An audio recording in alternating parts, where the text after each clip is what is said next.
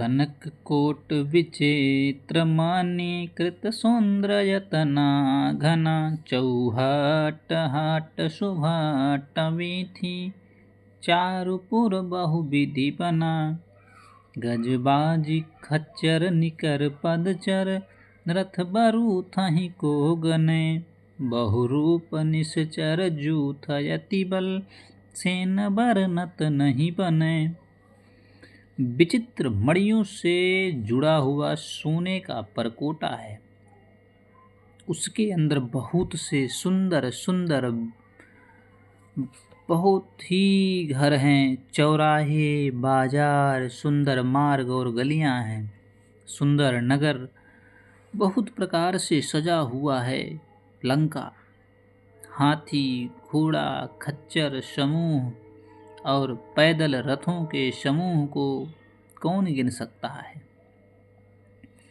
अनेक रूपों के राक्षसों के दल हैं। उनकी अत्यंत बलवती सेना वर्णन करते नहीं बनती। वन बाग उपवन बाटिका सरकूप बापी सोहहि। नर नाग सुर गंधर्व कन्या रूप मुनि मन मोहहि। कहूँ माल देह विशाल शैल समान यति बल गरजहि। नाना अखारे न भिरहि बहुविधि एक एकन तरजहि। वन बाग उपवन बगीचा। उपवन का अर्थ बगीचा। फुलवाड़ी, तालाब, कुआं और बावलियां सुशोभित हैं। अत्यंत ही मनोहर दृश्य है लंका का। मनुष्य, नाग, देवता और गंधर्वों की कन्याएं अपने सौंदर्य से मुनियों के भी मनों को मोह लेती हैं। कहीं पर्वत के समान विशाल शरीर वाले बड़े ही मल्ल पहलवान गरज रहे हैं। वे अनेकों अखाड़ों में बहुत प्रकार से भिड़ते और एक दूसरे को ललकारते हैं। यह लंका की शोभा है। करी जतन भट कोट न विकट तन नगर चहु दिशि रक्षहि। कहूँ महिष मानुष धेनु खर यज खल निशाचर भक्षहि। यही लागी तुलसीदास इनकी कथा कछु एक हैं कही। रघुवीर सर तीरथ शरीरहि त्यागी गति पई हैं सही। भयंकर शरीर वाले करोड़ों योद्धा यत्न करके बड़ी सावधानी से नगर की चारों दिशाओं में सब ओर से लंका की चारों तरफ से रखवाली कर रहे हैं।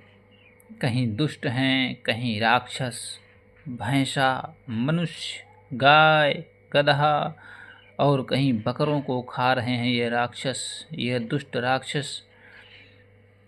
तो तुलसीदास जी ने इनकी कथा इसलिए कुछ थोड़ी सी कही है कि ये निश्चय ही श्री रामचंद्र जी के बाण रूपी तीर्थ में शरीरों को त्याग कर परम गति को पावेंगे, ऐसा तुलसीदास जी ने वर्णन किया है। पुर रखवारे देखी बहु कपि मन कीन्ह विचार। अति लघु रूप धरऊं निशि नगर करऊं पैसार। तुलसीदास जी कहते हैं कि नगर के बहुसंख्यक रखवालों को देखकर हनुमान जी ने मन में विचार किया कि अत्यंत छोटा रूप धरूं और रात के समय लंका में प्रवेश करूं। पुर रखवारे देखी बहु कपि मन कीन्ह विचार। अति लघु रूप धरऊं निशि नगर करऊं पैसार। तुलसीदास जी हनुमान जी की कथा का वर्णन कर रहे हैं और कहते हैं कि हनुमान जी अपने मन में विचार किया कि अत्यंत छोटा रूप धारण करके रात के समय लंका में प्रवेश करूं।